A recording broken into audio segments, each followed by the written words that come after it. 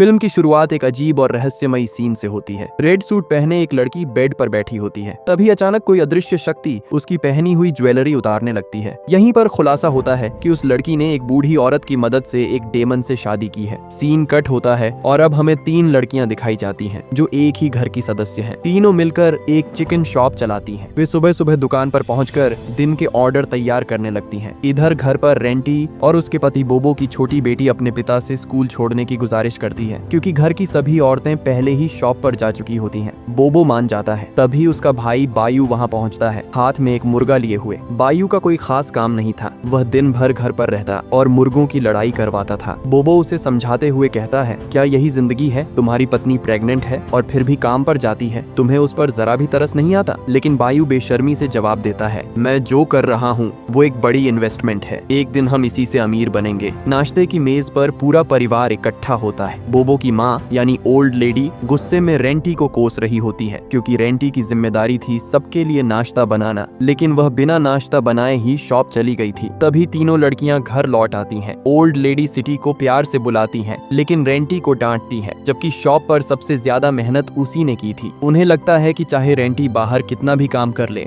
और कितना भी पैसा कमा ले, घर की जिम्मेदारियां सिर्फ उसी की हैं। सिटी भी बहू ही थी, लेकिन उसे कभी कुछ नहीं कहा जाता था। रेंटी को बुरा जरूर लगता है, मगर वह चुपचाप सब सह लेती है और रसोई में जाकर नाश्ता बनाने लगती है। साथ ही गीता से कहती है कि वह उसकी बेटी को स्कूल छोड़ आए। ओल्ड लेडी फिर भड़क उठती है, क्या तुम अपनी बेटी को भी स्कूल नहीं छोड़ सकती? रेंटी शांत होकर जवाब देती है, मुझे बोबो को उसके काम पर भी छोड़ना है और फिर चिकन के ऑर्डर डिलीवर करने हैं। अगर मैं स्कूल जाऊंगी तो सब काम लेट हो जाएंगे। इतने में बोबो बाहर आता है। वह कुछ पैसे अपनी माँ को देता है और अपनी बचत का थोड़ा हिस्सा बायू को भी देता है ताकि उसकी प्रेग्नेंट पत्नी को किसी चीज की कमी ना हो। रेंटी और बोबो काम के लिए निकल जाते हैं। रास्ते में रेंटी दिल की बात कहती है, मुझे बहुत बुरा लगता है जब मॉम मेरे बिजनेस को लेकर उल्टा सीधा बोलती है। मैं घर और बाहर दोनों जगह मेहनत करती हूँ सिर्फ इसलिए कि हमारा परिवार ठीक से चल सके, लेकिन फिर भी वो मुझे कभी सराहती नहीं और जब वो मुझे डांटती हैं तब तुम भी कुछ नहीं कहते। बोबो उससे माफी मांगता है और कहता है, तुम्हें मेरी फैमिली के साथ एडजस्ट करना होगा। रेंटी जवाब देती है, मैं एडजस्ट कर लूंगी, लेकिन कम से कम तुम मेरे लिए स्टैंड तो लिया करो। बातों बातों में वे पोर्ट पर पहुंच जाते हैं जहां बोबो काम करता है। उसे छोड़कर रेंटी अपने काम पर चली जाती है। चिकन डिलीवर करके जब वह घर लौटती है तो देखती है कि उसकी सास रो रही है और सिटी उन्हें संभाल रही है। रेंटी घबराकर पूछती है, क्या हुआ? आप दोनों क्यों रो रही हैं? उसका इतना कहना था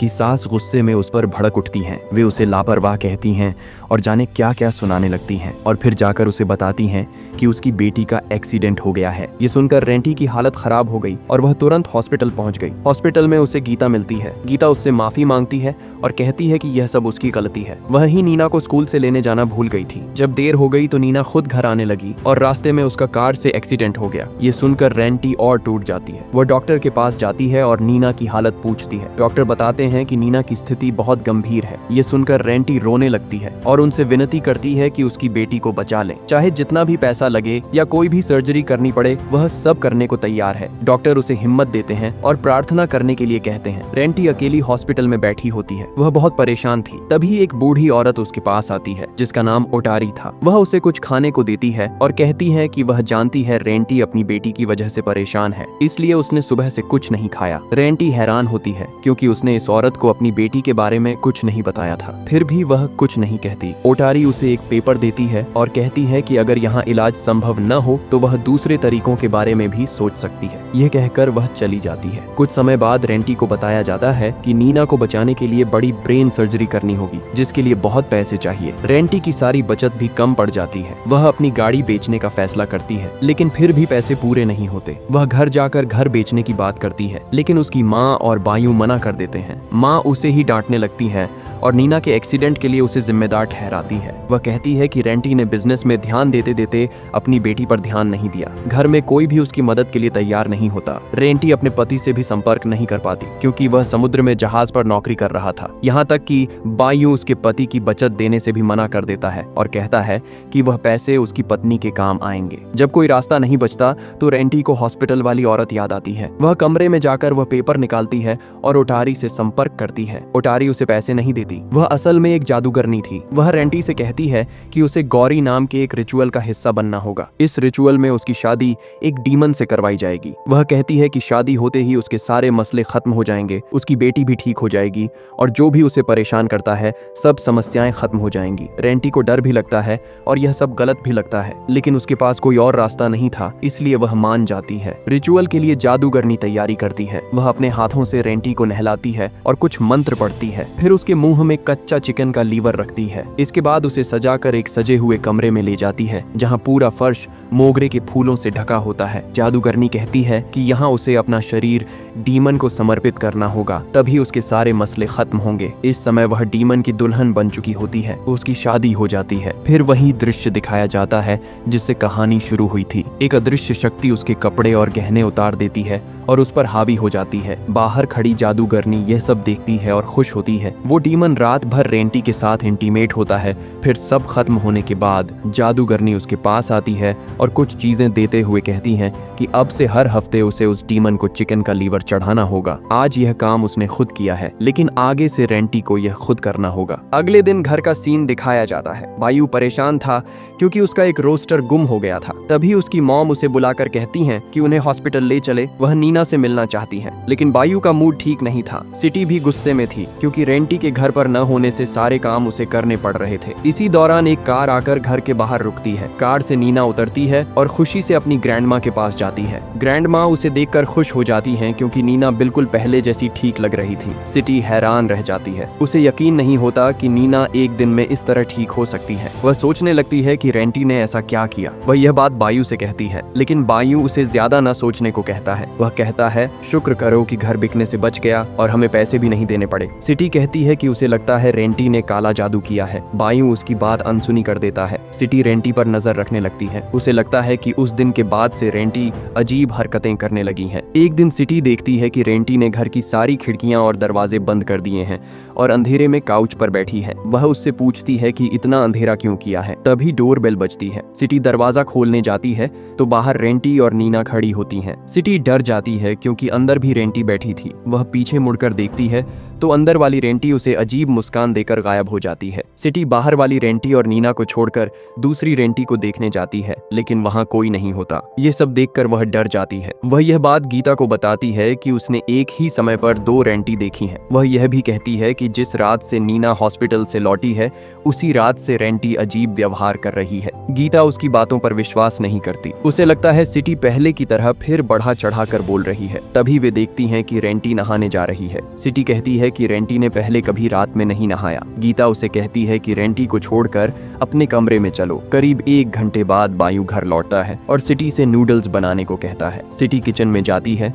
तो वहाँ एक मेंढक देखकर घबरा जाती है। मेंढक पैन में गिर जाता है। वह उसे फोर्क से मार देती है और बाहर फेंकने जाती है। तभी उसे पता चलता है कि रेंटी अब भी वॉशरूम में है। अंदर से अजीब आवाजें आ रही थीं, जैसे वह किसी के साथ खेल रही हो। सिटी दरवाजे के होल से अंदर देखती है। रेंटी अजीब हरकतें कर रही थी। सिटी उसी होल से वीडियो बना लेती है और अपने सभी कॉन्टैक्ट्स को भेज देती है। रेंटी को इसकी खबर नहीं थी। अगली सुबह जब रेंटी मार्केट जाती है तो लोग उसे देखकर हंस रहे होते हैं और उसका मजाक उड़ा रहे होते हैं। गुस्से में वह उसी चाकू को उठाती है जिससे वह चिकन काटती है और सिटी की ओर बढ़ती है। सिटी डर जाती है और मान लेती है कि वीडियो उसी ने फैलाया है, लेकिन वह माफी नहीं मांगती। वह कहती है कि पिछले कुछ दिनों से रेंटी का व्यवहार गलत है। वह उसकी सच्चाई सबके सामने लाना चाहती थी क्योंकि सब उसे सीधी समझते हैं। ये सुनकर रेंटी और गुस्से में आ जाती है। उसकी आंखें बदल जाती हैं और वह सिटी का गला काटने ही वाली होती है कि तभी गीता आकर उसे रोक देती है। खैर रात हो जाती है और हम सबको घर पर देखते हैं। पायू आज भी देर से घर आता है और आते ही सिटी को नूडल्स बनाने के लिए किचन में भेज देता है। सिटी किचन में जाती है तो देखती है कि नूडल्स पहले से ही पक रही हैं। वह हैरान हो जाती है कि आखिर इन्हें किसने बनाया। जैसे ही वह पीछे मुड़ती है उसके पीछे अजीब हालत में रेंटी खड़ी होती है और उसे एक क्रेपी स्माइल दे रही होती है। सिटी डर जाती है। रेंटी उसे साइड में करती है और सीधे उबलते हुए पानी में अपना हाथ डाल देती है। वह अंदर से एक मेंढक निकालती है और सिटी की आंखों के सामने उसे कच्चा चबा जाती है। ये देखकर सिटी बुरी तरह घबरा जाती है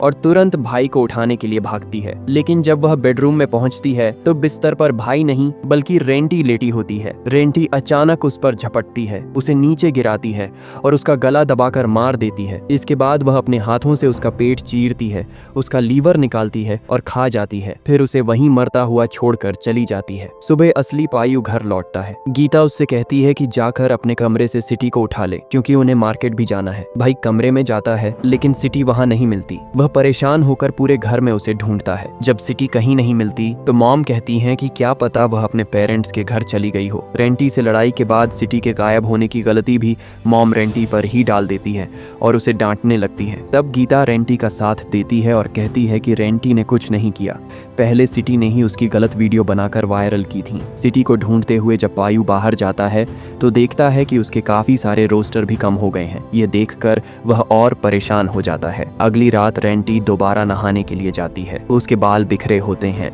आंखें लाल होती हैं और वह डरावने अंदाज में अपनी बेटी से पूछती है कि क्या वह भी उसके साथ नहाएगी। यह सुनकर उसकी बेटी बहुत डर जाती है और गीता से कहती है कि क्या वह आज उसके कमरे में सो सकती है। गीता मान जाती है। अगली सुबह उस हादसे के बाद पहली बार रेंटी सामान्य नजर आती है। सुबह होते ही वह घर के बैकयार्ड में जाती है और वहां सिटी की लाश देख लेती है। यह देखकर वह डर जाती है और समझ जाती है कि जो कुछ भी हो रहा है वह उसी विच की वजह से है। डरते हुए वह विच के पास जाती है और उससे पूछती है कि आखिर यह सब क्या चल रहा है। विच आराम से बताती है कि डीमन अब उसकी बॉडी के अंदर रहने लगा है, क्योंकि उसने उससे शादी कर ली है और अब क्योंकि वह उसकी ब्राइड है तो जो कोई भी उसे नुकसान पहुंचाने की कोशिश करेगा या उसे बुरा भला कहेगा, डीमन उसे मार डालेगा। यह सुनकर रेंटी दुखी हो जाती है और कहती है कि अब वह और बर्दाश्त नहीं कर सकती।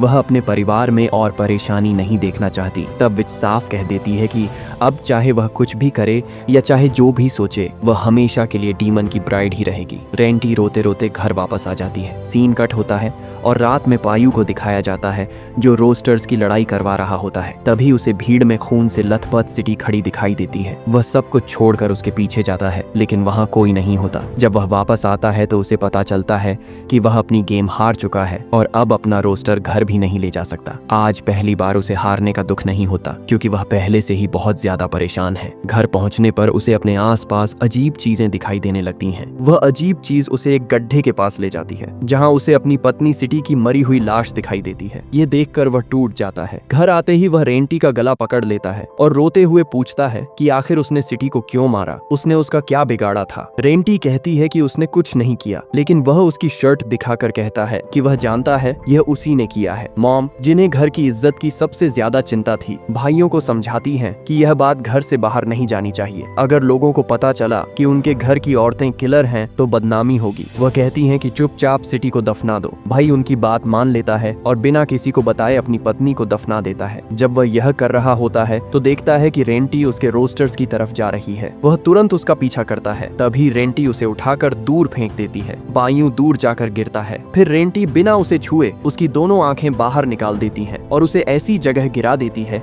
जहां ऊपर से चीजें और शटर टूटकर उस पर गिरते हैं और वहीं उसकी मौत हो जाती है। घर के अंदर गीता की नींद रेंटी की चीखों से खुलती है। रेंटी को होश आ चुका था और वह बायु की लाश के पास खड़ी थी। गीता यह देखकर डर जाती है। वह रेंटी को खींचकर अंदर लाती है, कमरे में बंद करती है और पूछती है कि उसने बायु को कैसे मारा। रेंटी कुछ नहीं बताती। गीता गुस्से में उससे बदतमीजी से बात करने लगती है। तब रेंटी कहती है कि वह घर में सबसे ज्यादा उसी से प्यार करती है और अगर वह जिंदा रहना चाहती है तो उसे गुस्सा न दिलाए। अब रेंटी की हालत खुद ब खुद बिगड़ने लगती है। गीता को कुछ समझ नहीं आता तो वह बिना मॉम से पूछे अपने पड़ोसी मिस्टर हाज को बुला लाती है, क्योंकि उसे घर की सुरक्षा ज्यादा जरूरी लगती है। मिस्टर हाज आकर रेंटी को देखते हैं और समझ जाते हैं कि उस पर किसी दूसरी एंटिटी या डीमन का साया है। वह यह जानने के लिए एक रिचुअल शुरू करते हैं कि किसने उसे पोजेस किया है। तभी रेंटी उनके हाथ में पकड़ा गिलास तोड़ देती है और सबको यकीन हो जाता है कि उसके अंदर डीमन है। मिस्टर हाज डरकर जाने लगते हैं और गीता से कहते हैं कि सब ठीक हो जाएगा अगर वह प्रार्थना करे। उन्होंने अभी दरवाजा बंद ही किया होता है